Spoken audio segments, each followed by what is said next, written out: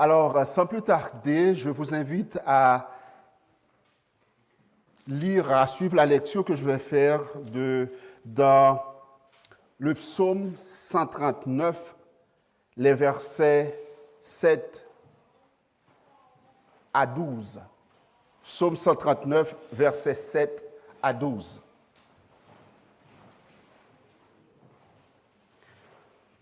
Où irai-je loin de ton esprit? Et où fuirai-je loin de ta face?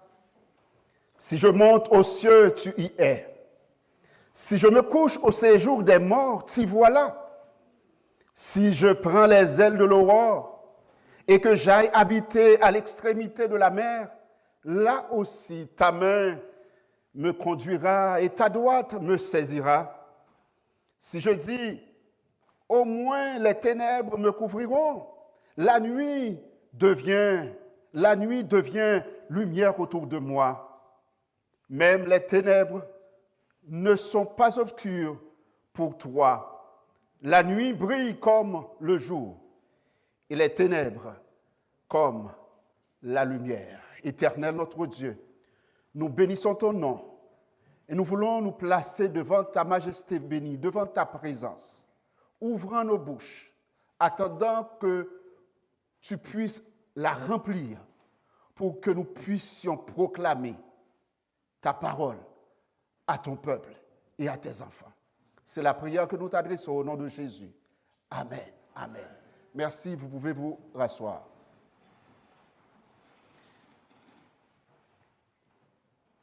Vivre dans la plénitude de la présence de Dieu. Vivre dans la plénitude de la présence de Dieu. Je rends grâce à Dieu de pouvoir partager avec vous ce qu'il m'a appris. Pour terminer l'année 2024, j'avais suivi tout un programme de prière et de méditation de la parole de Dieu du 21 décembre 2024 jusqu'au 5 janvier 2025. Pendant ces 15 jours de prière et de méditation dans le secret avec le Seigneur, il m'a enseigné à méditer sur sa présence.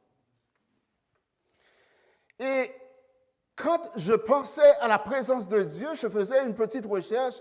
J'ai vu à travers mes recherches que le mot français « présence » est la traduction du mot hébreu « kabod ».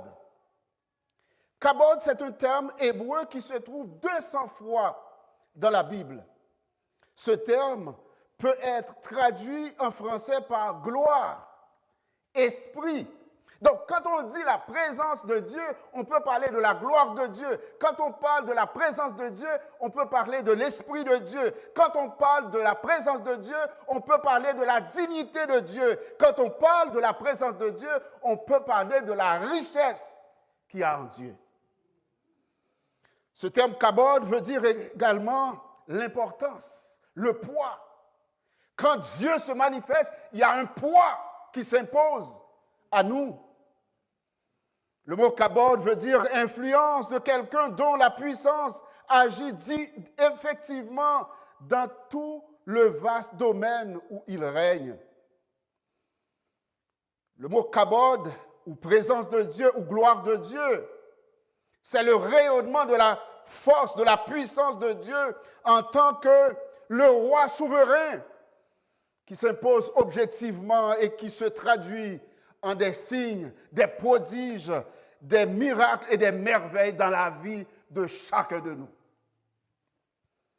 Frères et sœurs bien-aimés, la présence de Dieu est un mystère fascinant qui interpelle chaque croyant, chacun de nous.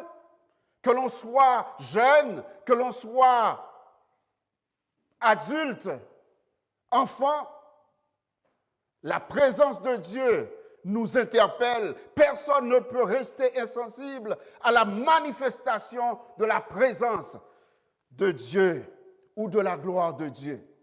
Mais comment vivre pleinement dans cette présence au quotidien?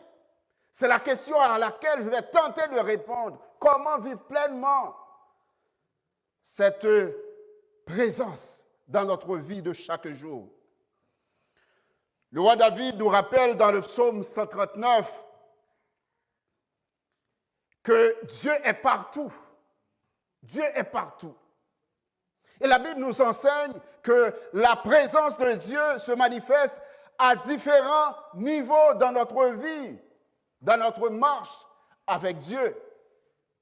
Donc, je me propose de voir avec vous les 5 dimensions de la gloire de Dieu, les 5 dimensions de la présence de Dieu ce matin.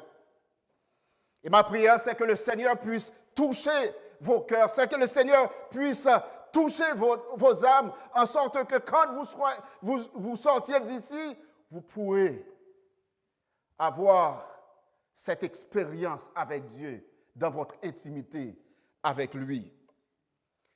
La première dimension de la présence de Dieu, c'est la présence omniprésente de Dieu. La présence omniprésente de Dieu.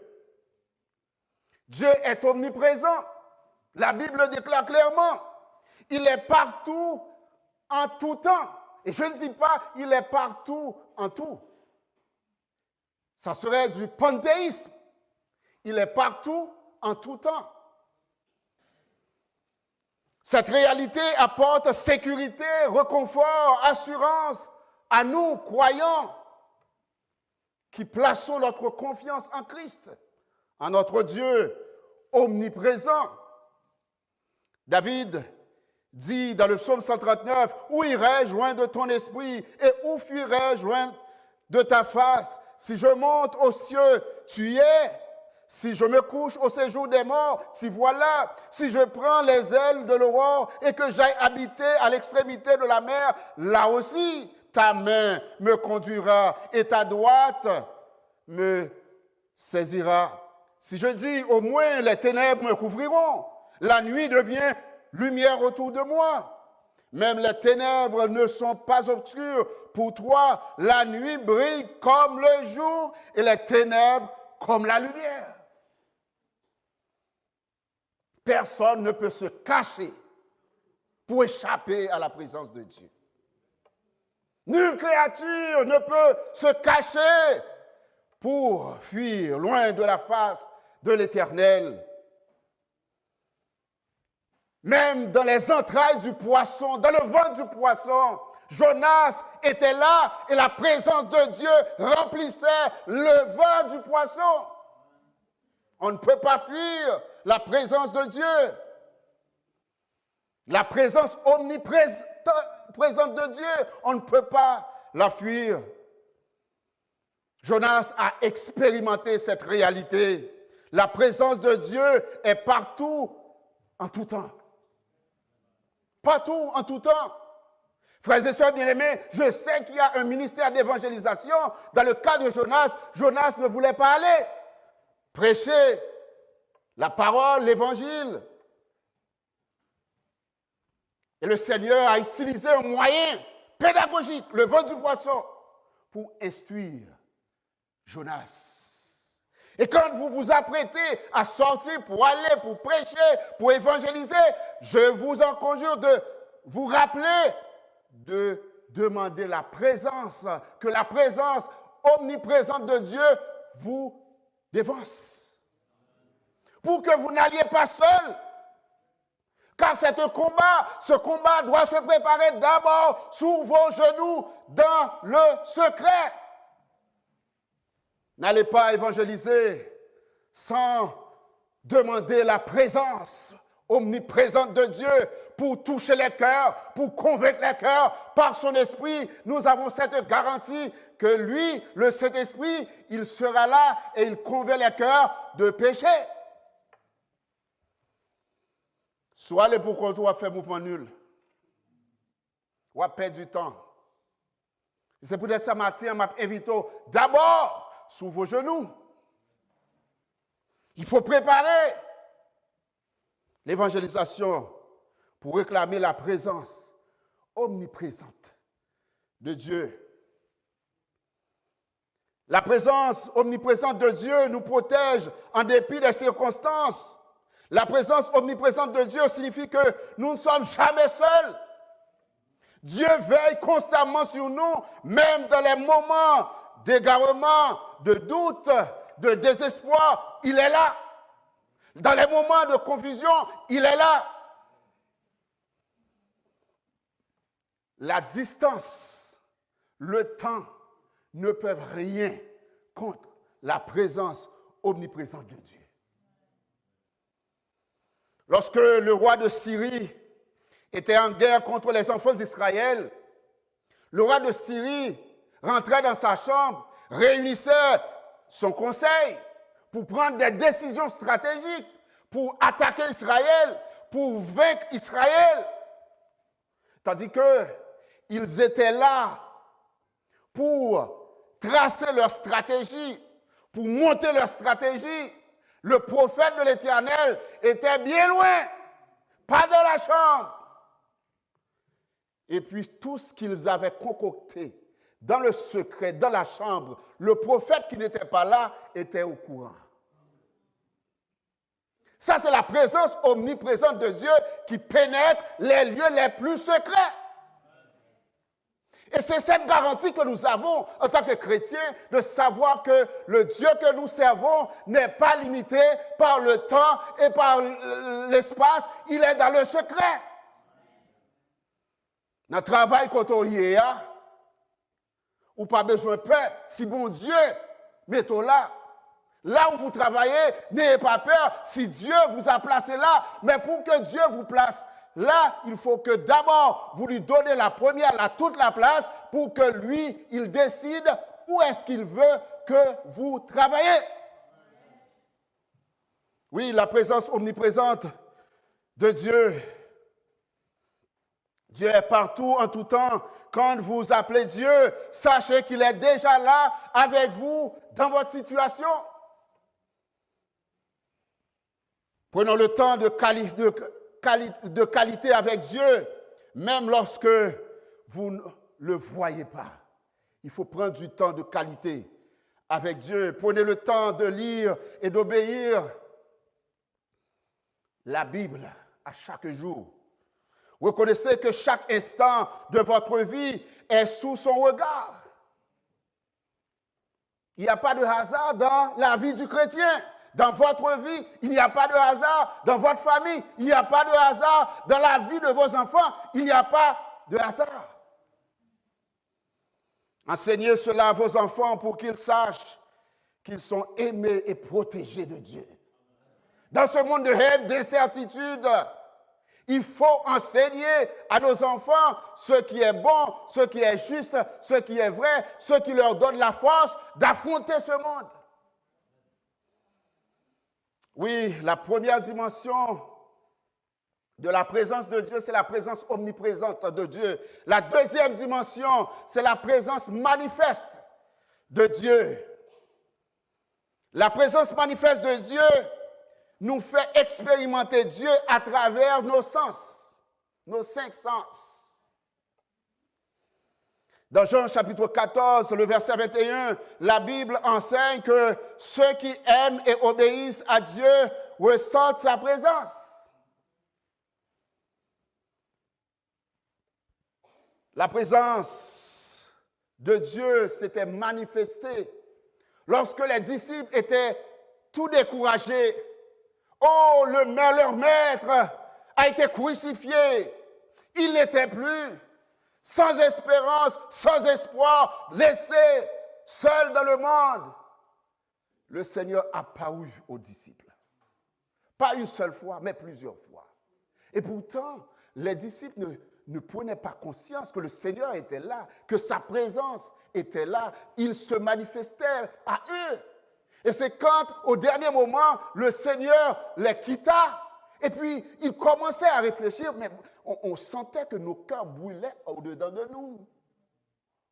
Donc, la présence de Dieu se manifestait dans leur cœur parce qu'ils sentaient cette brûlure spirituelle qui touchait leurs émotions.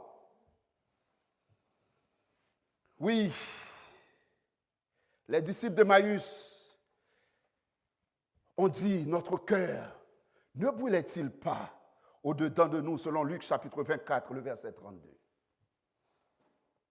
La présence de Dieu se manifeste en nous par des pleurs, des fois, par des émotions comme la joie, la paix ou la peur, comme des rires, des éclats de rire. Est-ce que vous savez que la Bible nous enseigne dans les psaumes que Dieu se rit de ses ennemis? Donc c'est normal, un chrétien qui prie, qui a une intimité avec Dieu, devant un combat, devant une difficulté, devant un obstacle, à travers une épreuve, ce chrétien-là commence à rire. À rire. C'est un signe de victoire. C'est un signe que Dieu se manifeste là où vous êtes dans votre situation. Oui, la présence de Dieu peut se manifester par de la chaleur dans votre corps ou des tremblements. La présence de Dieu est tangible dans les circonstances de nos vies. C'est la présence tangible qui touche nos émotions et nos sens. Elle peut être ressentie lors de la prière, dans l'adoration ou dans un moment d'intimité avec Dieu. En 2014, cette année-là fut une année marquée par de nombreuses attaques de l'ennemi contre ma santé. Je n'avais plus d'énergie. Ma vision était devenue trouble. Mon corps était tellement affaibli que je ne pouvais même soulever un petit sac de poubelle. Et dans un moment de prière et d'intimité avec Dieu, Dieu s'est manifesté. Il m'a touché si profondément dans mon âme, dans mon cœur, dans mon corps. Je sentais l'amour de Dieu. Ce n'était pas un amour humain, mais un amour qui m'enveloppait, qui pénétrait mes entrailles, qui pénétrait mon âme, qui pénétrait mon cœur. Et c'était pour la première fois que je faisais cette expérience d'amour, d'intimité avec Dieu, par un toucher d'amour si profond. Et quelque temps après, j'ai commencé à retrouver mon énergie. Oui, Dieu est amour et il peut manifester sa présence en nous parlant à travers les émotions de notre corps. Désirons, frères et sœurs bien-aimés, la manifestation de la présence de Dieu du lever du soleil jusqu'à son couchant, mais surtout, exerçons notre discernement pour coopérer avec Dieu lorsqu'il se manifeste en nous et parmi nous. Cherchez Dieu dans le secret. Le psalmiste David nous dit, « Éternel, le matin, tu entends ma voix.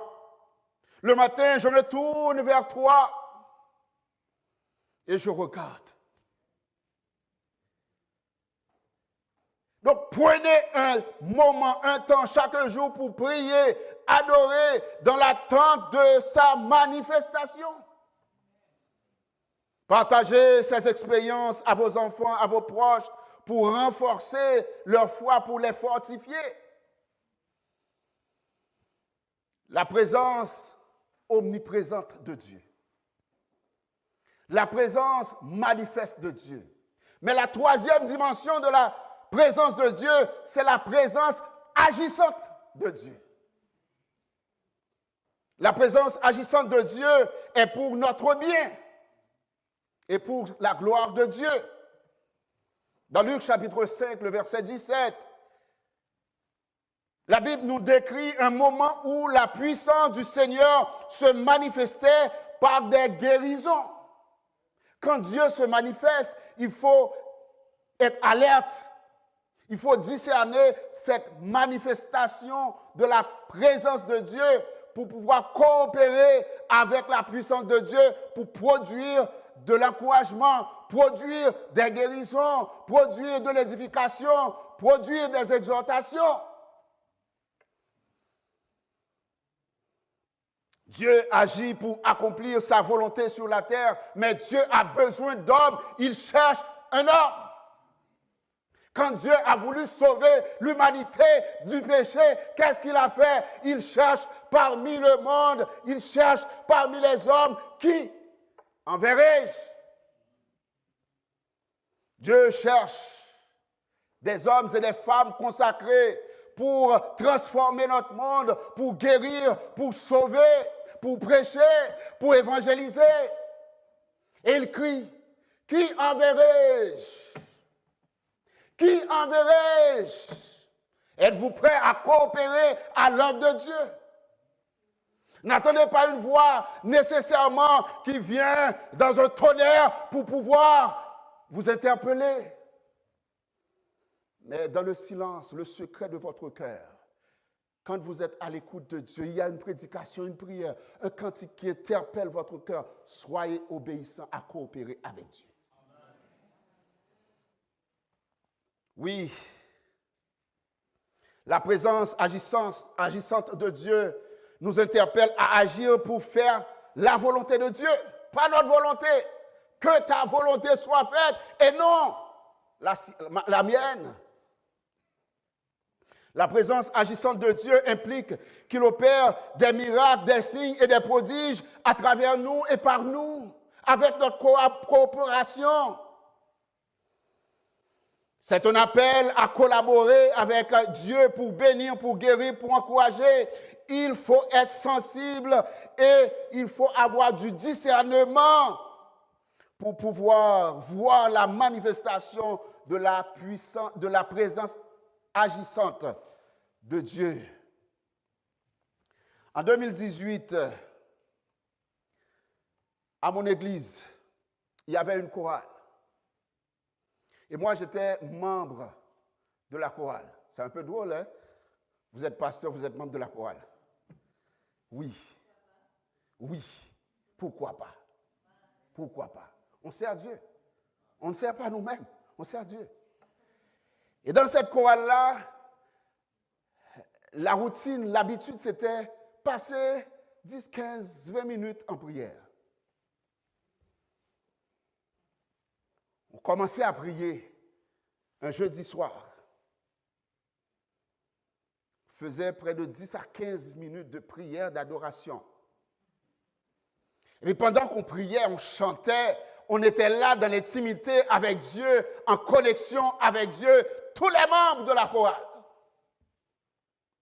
Et puis j'ai senti qu'il y a une crampe qui part de ma hanche ici pour descendre sur ma jambe. Je dis, mais qu'est-ce qui se passe? Il faut être sensible. Il faut avoir le discernement spirituel. Mais je me rappelle que j'avais demandé à Dieu, Seigneur, utilise mon corps comme instrument pour me faire sentir la douleur, la maladie des autres. Et j'avais oublié cette prière. J'avais oublié cette prière. Des fois, vous faites des prières, vous oubliez, mais c'est là, la coupe va renverser. Et c'est quand ça commence à tomber sur vous, en toutes sortes de grâces et de bénédictions, de dons spirituels, et c'est à ce moment où vous êtes étonné. Vous vous dites, mais qu'est-ce qui se passe? Il y avait un frère qui était à ma droite. J'ai dit, est-ce que je peux prier pour vous? Je lui ai posé la main. J'ai prié pour ce frère.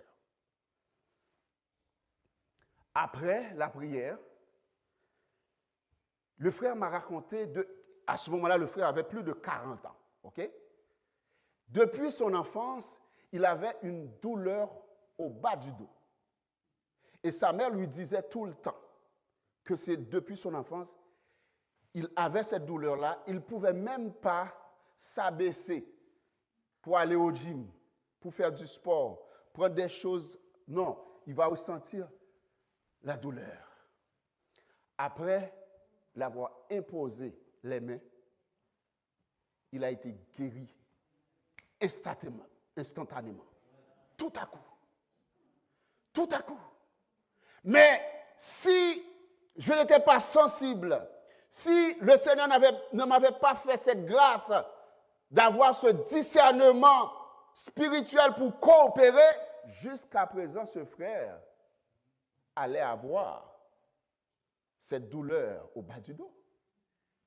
Donc, vous êtes la solution, vous êtes la réponse à la maladie, aux douleurs, aux difficultés de votre frère, de votre soeur. Il faut être tout simplement sensible, disposé, alerte pour coopérer avec l'Esprit de Dieu. Frères et sœurs bien-aimés, quand Dieu manifeste sa présence, exercez votre discernement pour coopérer avec lui, pour qu'il agisse dans la vie des malades. Quelqu'un est-il malade parmi nous? La Bible nous dit qu'il appelle les anciens et Et pourquoi vous ne le faites pas? Pourquoi vous ne le faites pas? Quand vous êtes disposé, ce que Dieu va envoyer, il va envoyer des images dans votre esprit. Il va vous parler bouche à bouche. Ça veut dire quoi? Quand vous prononcez une parole, la parole va tomber directement là où elle devrait tomber pour guérir. Ce n'est pas vous qui êtes spécial, mais c'est l'Esprit de Dieu qui agit sur votre permission. Parce que si vous ne voulez pas, ça ne va pas fonctionner. Ça ne va pas fonctionner. Ou bien, le nombre de choses qui devraient arriver, de signes, prodiges et miracles, ne va pas arriver. Parce que ça va prendre une autre dimension de la présence de Dieu. Exerçons notre foi lorsque la présence agissante de Dieu se manifeste autour de nous. C'est par la foi. Soyez disponibles pour Dieu, apprenez à prier avec foi et imposez les mains pour guérir ou encourager. En tant que parents, utilisez ces moments pour enseigner à vos enfants que Dieu agit toujours. Dieu agit toujours. La présence omniprésente de Dieu, la présence manifeste de Dieu, la présence agissante de Dieu, mais il y a aussi la présence souveraine de Dieu. La présence souveraine de Dieu est tout ce dont nous avons besoin. Dans Actes des Apôtres, chapitre 2, le Saint-Esprit descend avec puissance sur le peuple le jour de la Pentecôte. Dieu prend le contrôle de manière souveraine pour accomplir des choses extraordinaires. Des gens qui parlaient une langue, d'autres qui ne parlaient pas cette langue, pouvaient se communiquer, comprendre. Dieu agit souverainement. La présence souveraine de Dieu fait toute la différence. C'est une présence qui renverse les obstacles et transforme les vies. Elle peut être impressionnante, mais elle est toujours pour notre bien et pour glorifier Dieu. Dieu fait ce qu'il veut et a toujours le dernier mot. Il est maître souverain sur sa création, dans son royaume. Et je dirais aux frères et sœurs haïtiens, bon Dieu, grand monde dans son lacaille. Il est maître chez lui, dans son royaume, sur sa création, sur vous, sur votre famille, sur votre travail. Oui, Dieu manifeste sa présence de manière souveraine.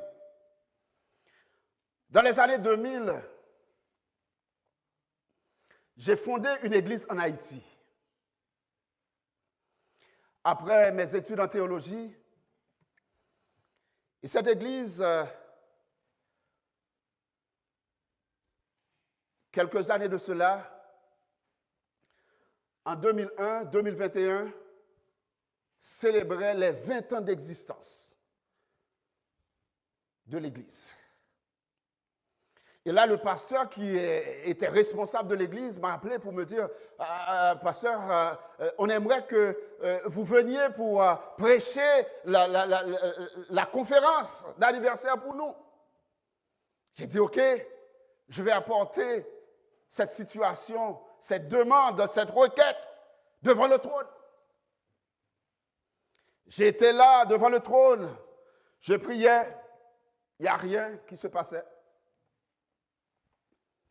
Pendant que j'étais assis un samedi matin dans mon bureau, je priais et je prenais un temps d'écoute pour entendre Dieu me parler. La prière n'est pas un monologue. Et dans ce temps-là, dans le silence, dans le secret, seul à seul avec Dieu, Dieu a décidé de me parler. Et c'est là que j'ai vu deux oui sens uniques qui se rencontrent comme ça. Et à l'angle où ces deux oui sens uniques se rencontrent, il y a le drapeau haïtien. Et non seulement ça, ce qui était extraordinaire, la majorité des personnes ici, vous savez comment conduire une voiture et vous lisez les signes à travers les rues. Eh bien, il y avait un panneau d'interdiction d'entrée en rouge. J'ai reçu ma réponse. Je ne dormais pas, hein. Je ne dormais pas. C'était une vision ouverte. Et j'ai appelé le pasteur pour dire, malheureusement, je ne peux pas venir pour cette occasion. Ça, c'est la présence souveraine de Dieu. La présence souveraine de Dieu. Et je peux vous épargner de certaines autres histoires de ma vie où Dieu s'est manifesté souverainement. Dans ces années 2000 aussi, pendant que j'étais à une église pour faire une étude biblique, en retournant, j'ai pris un taxi. Il y a deux jeunes adolescents qui attaquaient le chauffeur. Quand j'ai vu que l'arme était braquée derrière la tête du chauffeur, moi j'essayais de me fuir. Je passais ma main comme ça. C'était une petite voiture. Ce n'est pas comme ça, c'est comme ça. Pour seulement ouvrir la porte. Quand j'ai laissé la voiture, j'ai vu du sang dans ma main. J'avais reçu une projectile ici qui touchait l'os ici, qui est sorti ici. Jusqu'à présent, je porte cette cicatrice, mais pour moi, cette cicatrice, c'est la cicatrice de la grâce de Dieu. Cette cicatrice, c'est la cicatrice de la souveraineté de Dieu, car Dieu a toujours le dernier mot. Amen. Quelques jours après, le diacre de notre église d'alors m'a dit, pasteur, tu ne devrais pas être en vie d'après ce que Dieu m'a montré. Mais Dieu a toujours le dernier mot dans sa souveraineté. Il était là par sa présence souveraine pour me protéger. Et je peux écrire, je peux faire tout avec ma main. Oui, la présence souveraine de Dieu, mettons-nous sous la puissante main de Dieu afin qu'il nous élève au temps convenable. Obéissez à Dieu de façon radicale, laissez-le guider vos actions, ne prenez pas de décision sans consulter l'Éternel. Et attendez dans la patience. Quand vous allez chez le médecin, qu'est-ce que vous faites? Quand la secrétaire médicale vous dit d'attendre, qu'est-ce que vous faites? Vous retournez chez vous. Qu'est-ce que vous faites? Et pourquoi c'est différent avec Dieu?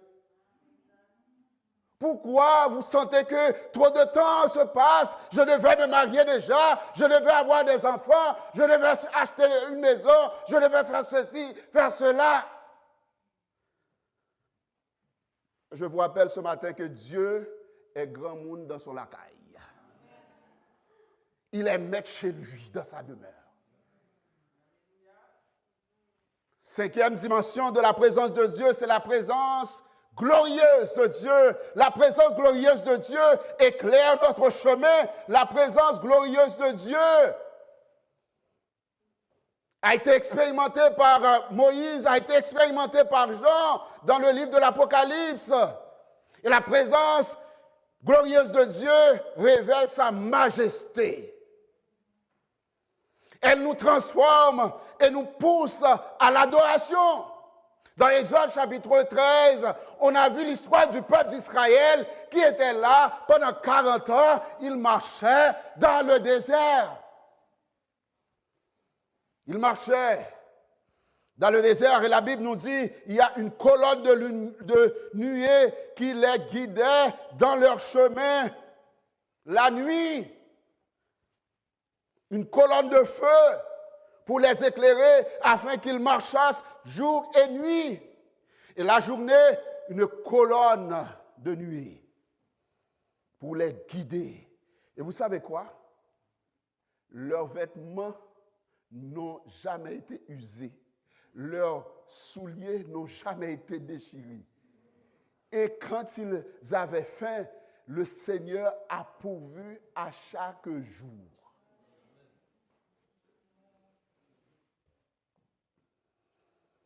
Dans Luc chapitre 9, versets 28 à 35, pendant un moment de prière, le Seigneur Jésus, le Seigneur de gloire, le Maître, le Souverain, le Tout-Puissant, il s'est retiré, c'était dans son habitude, il s'est retiré sur la montagne avec ses disciples. Et pendant qu'il était là, sur la montagne, les disciples ils somnolaient un peu et puis ils voyaient que le Seigneur Jésus était entouré par qui? Moïse et Élie. Dans une communication, dans un dialogue divin, glorieux. Dieu s'est manifesté sur la montagne. Et il y avait un rayonnement de gloire sur la montagne.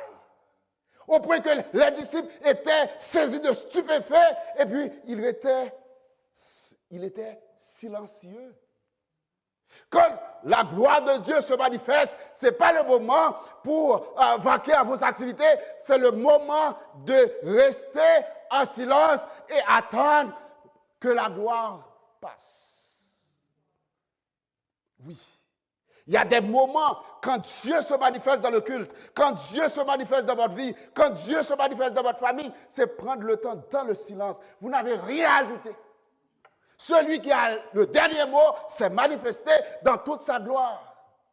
Quand vous dites la gloire de Dieu, c'est la présence de Dieu. Quand vous dites la présence de Dieu, c'est la gloire de Dieu qui se manifeste. La présence de Dieu se manifeste à travers les nuées resplendissantes de gloire, de même qu'au moment des moments ténébreux de votre vie. Alors, je vais vous dire quelque chose, Dieu se manifeste dans sa gloire, pas seulement quand vous êtes sur la montagne de gloire, mais aussi dans la vallée de l'ombre de la mort, pas seulement quand vous êtes à votre top de succès, mais aussi en face des échecs. Dieu se manifeste dans sa gloire.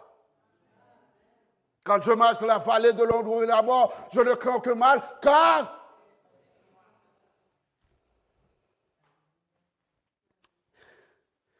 ça me rappelle une expérience que j'avais faite avec Dieu dans les années 2015. Une période où je faisais 21 jours de jeûne de Daniel. Ça veut dire que je mangeais seulement des légumes sans huile, sans rien d'autre, sans vivre, sans autre chose, pendant 21 jours. Et pendant que j'étais là, longé sur mon lit, pendant que j'étais là, je suis rentré dans une vision ouverte où je vois se dessiner une lumière éclatante. Mes yeux ne pouvaient pas le voir, mes yeux ne pouvaient pas la supporter, cette lumière-là. C'était la lumière qui dessinait la présence glorieuse de Dieu. C'est comme si vous êtes exposé devant directement du soleil. Imaginez le soir, vous conduisez, quand il y a les lumières des voitures qui viennent en sens inverse, est-ce que vous pouvez voir? C'est la même expérience. Et c'est comme ça me brûlait, je ne pouvais pas, mes yeux ne pouvaient pas supporter cette gloire. Oui, frères et sœurs, adorons Dieu dans le silence lorsqu'il se manifeste, lorsqu'il se présente à nous dans sa gloire. Cherchez à expérimenter la gloire de Dieu par des temps de prière profonde et d'adoration dans l'assemblée des saints. Comme ce matin. Oui, la présence de Dieu, c'est important. Les 5 dimensions de la présence de Dieu. La présence de Dieu. Vous n'êtes pas seul dans les combats de la vie à cause de sa présence omniprésente. Vous servez un Dieu qui est sensible à vos problèmes à cause de sa présence manifeste. Vous pouvez coopérer avec Dieu dans son œuvre de guérison lorsqu'il se manifeste dans sa présence agissante. Oui, frères et sœurs, vous servez un Dieu qui a toujours le dernier mot à cause de sa présence souveraine. Vous servez un Dieu qui fait tout à merveille à cause de sa présence glorieuse. C'est important de méditer sur la présence de Dieu. Et vous n'avez pas besoin de passer à un premier niveau, à un deuxième niveau. Des fois, vous passez de niveau 0 à niveau 5.